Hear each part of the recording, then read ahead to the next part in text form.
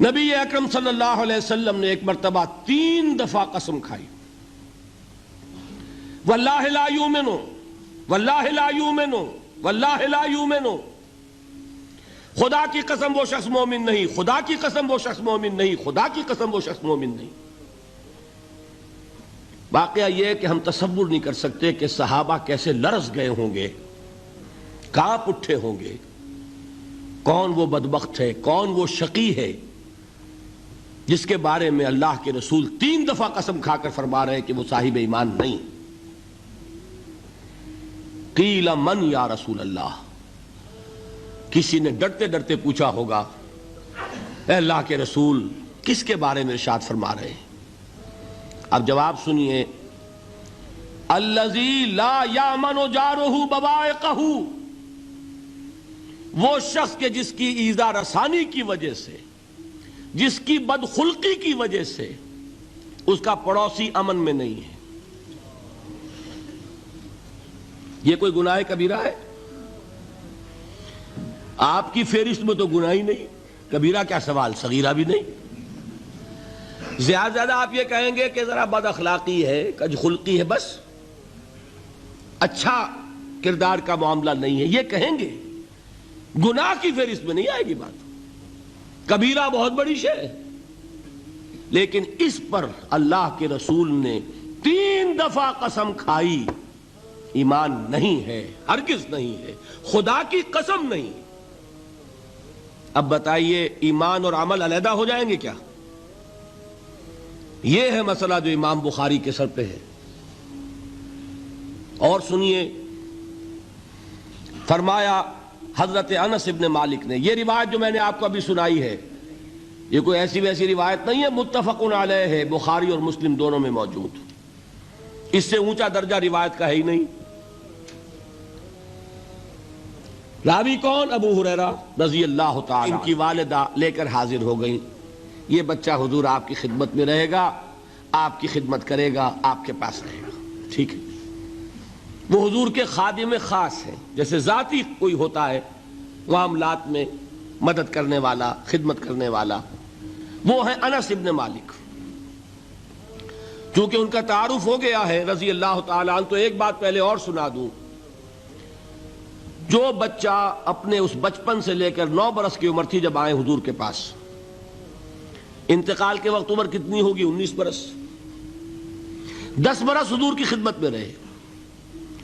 پہلے تو حضور کے اخلاق کی جو گواہی وہ دے رہا ہے وہ اس کی زبان سے سنیے کہ میں 10 برس حضور کی خدمت میں رہا، کسی بات پر ڈانٹنا تو کجا، حضور نے کبھی مجھ سے یہ بھی نہیں فرمایا کہ اے انس تم نے وہ کام کیوں نہیں کیا۔ یہ ہے ایک آقا کی حیثیت سے محمد الرسول اللہ صلی اللہ علیہ وسلم کا اخلاق۔ اگر نہیں کیا خود کر لیا، کوئی ڈانٹ ڈپٹ نہیں۔ حالانکہ بچے ہیں، بچوں کو ویسے بھی ڈانٹ ڈپٹ دیا جاتا ہے، لیکن نہیں۔ اب ان صحابی کی ایک گواہی سنیے، قلما خطبنا رسول اللہ صلی اللہ علیہ وسلم الا قال، فرماتے ہیں کہ شاذ ہی کبھی ایسا ہوا ہوگا کہ حضور نے کبھی خطبہ ارشاد فرمایا ہو اور اس میں یہ الفاظ نہ ہو۔ الفاظ سمجھ رہے؟ جب بھی خطبہ دیتے تھے آپ یہ الفاظ ضرور فرماتے تھے، شاذ کبھی رہ جائے تو رہ جائے، قلما خطبنا رسول اللہ صلی اللہ علیہ وسلم الا قال، کیا فرمایا؟ لا ایمان لمن لا امانت لہ ولا دین لمن لا عہد لہ، جس شخص میں امانت داری نہیں اس کا کوئی ایمان نہیں، جس میں ایفاء عہد نہیں اس کا کوئی دین نہیں۔ بنا پھرتا ہو وہ دیندار، بنا پھرتا ہو وہ صاحب ایمان اور امتی حضور کا، امانت داری نہیں تو ایمان نہیں، ایفاء عہد نہیں تو دین نہیں۔ کس کا فرمان ہے؟ کسی آج کے زمانے کے مفتی کی بات نہ سمجھ لیجئے گا کہ جس کو آسانی سے آپ چاہیں تو رد کر دیں، یہ محمد الرسول اللہ صلی اللہ علیہ وسلم کا فرمان۔ اور سنیے پھر ایک متفق علیہ روایت بخاری اور مسلم کی، راوی پھر کون ہے؟ ابو ہریرہ رضی اللہ تعالیٰ عنہ۔ فرماتے حضور نے ارشاد فرمایا لا یزنی الزانی حین یزنی وہو مومن ولا یسرق السارق حین یسرق وہو مومن ولا یشرب الخمر حین یشرب وہو مومن. کوئی زانی حالت ایمان میں زنا نہیں کرتا. کیسے ممکن ہے؟ ایمان ہو اور زنا ہو جائے، پھر وہ ایمان دھیلے کا ہوا؟ کیا قدر و قیمت اس ایمان کی؟ وہ تو اٹھا کر پھینک دینے کی چیز ہے. ایمان اور اخلاق پہ اثر انداز نہ ہو، ایمان اور کردار کو نہ بدلے، ایمان اور عمل کو نہ بدلے تو کس مرض کی دوا؟ پھینکو اٹھا کر. نہیں ممکن کہ ایمان ہو اور زنا ہو، نہیں ممکن کہ ایمان ہو اور چوری ہو. لا یسرق السارق حین یسرق وہو مومن. کوئی چور حالت ایمان میں چوری نہیں کرتا، کوئی شرابی حالت ایمان میں شراب نہیں پیتا. ولا یشرب الخمر حین یشرب وہو مومن. کوئی شراب پینے والا وہ مومن نہیں ہوتا جب وہ شراب پی رہا ہوتا ہے، اس وقت اس کے دل سے ایمان نکل جاتا ہے. اب دیکھیے یہاں کیا میں نے کل بتایا تھا نا، مغالطے کیا ہو گئے؟ مغالطے یہ ہو گئے کہ اس کو سمجھ لیا قانونی بات. یہ قانونی بات نہیں ہے، وہ قانونی ایمان کی بات نہیں ہو رہی، یہ حقیقی ایمان کی بات ہو رہی. قانونی ایمان کی بات ہو تو یہ کافر ہو گیا. پھر کافر نہیں ہے. قانونی ایمان کا دار و مدار قول پر ہے. یہ وہ حقیقی ایمان ہے، قلبی یقین والا ایمان. اس کے بارے میں فرمایا جا رہا ہے وہ دل سے نکل جاتا ہے تو گناہ ہو سکتا ہے.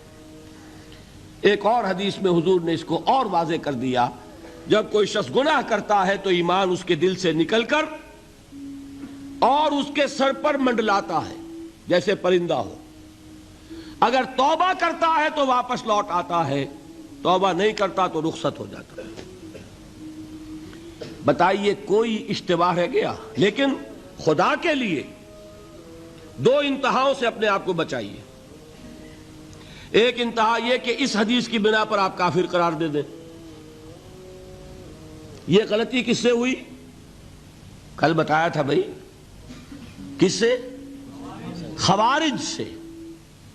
خوارج سے یہی غلطی ہوئی. وہ فارسی کا ایک مصرع ہے کہ مردی و نامردی قدم فاصلہ دارد. یہ باریک جیسے بال کا سا فرق ہوتا ہے لیکن زمین و آسمان کے نتیجے نکل آتے ہیں. انہوں نے ایسی حدیثوں کی بنا پر یہ فیصلہ کر دیا پھر اگر ایمان نہیں ہے تو کافر ہے. کتنا یہ آسانی سے نتیجہ نکل آیا. ایمان نہیں ہے تو کافر ہے. لا ایمان لمن لا امانت لہو. کوئی شخص امانت میں خیانت کرتا ہے تو اس میں ایمان نہیں ہے، ایمان نہیں ہے تو کافر ہے. کافر ہے تو مرتد ہے، مرتد ہے تو واجب القتل ہے. کہاں سے کہاں بات پہنچ گئی؟ بہت بڑی غلطی، بہت بڑی گمراہی. دوسری طرف ایک ہمارے ہاں اور انداز ہے کہ وہ جنت و دوزخ کے فیصلے اور قیامت کے اور آخرت کے فیصلے بھی قانونی اسلام کی بنیاد پر کرتے ہیں. انہیں یہ سمجھ لینا چاہیے یہ قانونی اسلام دنیا میں مفید ہے، آخرت میں وہ یقین والا ایمان ہوگا تو مفید ہوگا. یہ چیز ذہن سے نکل گئی. اور برا نہ مانیے، یہ اہل سنت کے اکثر عوام کے ذہنوں سے یہ بات نکل گئی. وہ یہ سمجھتے ہیں ہمارے پاس سرٹیفکیٹ ہے، ہم مسلمان ہیں، مسلمان ہیں تو صاحب ایمان ہے، صاحب ایمان ہے تو جنت ہم پر واجب اور دوزخ ہم پر حرام. یہ آپ کے دل میں لکھا ہوا ہے کہ نہیں؟ جب دل میں یہ لکھا ہوا ہوگا تو پھر کرو گناہ. کیوں نہ کرو؟ کیوں حرام خوری نہ کرو؟ کیوں رشوتیں نہ لو؟ کیوں بددیانتی نہ کرو؟ جبکہ دوزخ تو آپ پر حرام ہے ہی ہے، آپ کو کوئی چیز نقصان پہنچا ہی نہیں سکتی. یہ مرجیہ کا عقیدہ تھا اصل میں. یہ دوسری انتہا تھی جو آج اہل سنت کے اکثر لوگوں کے دلوں میں بات بیٹھ گئی، عوام کے اندر، جہلا کے اندر. ان دونوں چیزوں سے بچیے. تیسری ایک غلطی کی اہل تشیع نے. انہوں نے کیا غلطی کی؟ ایمان اور اسلام کے فیصلے دنیا میں کرنے لگ گئے. فلاں مومن تھے، باقی سب مسلم ہی تھے اور باقی سب منافق ہی تھے. یہ فیصلہ کرنے کا کسی کو اختیار نہیں. دنیا میں فیصلہ صرف یہ ہوگا کہ کافر تھا یا مسلمان، چھٹی۔ تیسری کیٹیگری آپ طے نہیں کر سکتے، اس لیے کہ قانونی اصطلاحات یہی دو ہیں۔ سمجھ لیجئے ان باتوں کو، مجھے کوئی دھواں دھار تقریر نہیں کرنی، بات سمجھانی ہے۔ دیکھیے، قانونی سطح پر انسانوں کی تقسیمیں ہوں گی صرف دو، یا مسلم یا غیر مسلم، یہ ہے قانونی تقسیم۔ اب جو مسلم ہے وہ مومن بھی ہو سکتا ہے، وہ منافق بھی ہو سکتا ہے، بات سمجھ رہے؟ لیکن منافق کوئی قانونی اینٹی نہیں ہے۔ دنیا میں ہم کسی کو منافق نہیں کہہ سکتے۔ ہاں، حضور کہہ سکتے تھے، حضور کو اللہ نے علم دیا تھا، لیکن حضور نے بھی ایسی پہرے داری کی ہے کہ کسی ایک شخص کے بارے میں بھی نہیں فرمایا کہ یہ منافق ہے۔ یہاں تک کہ جس کے بارے میں علم نشرہ ہو چکا تھا، عبداللہ ابن ابی، اس کی بھی نماز جنازہ پڑھا دی کہ نہیں پڑھا دی؟ نماز جنازہ کافر کی پڑھی جاتی ہے یا مسلمان کی؟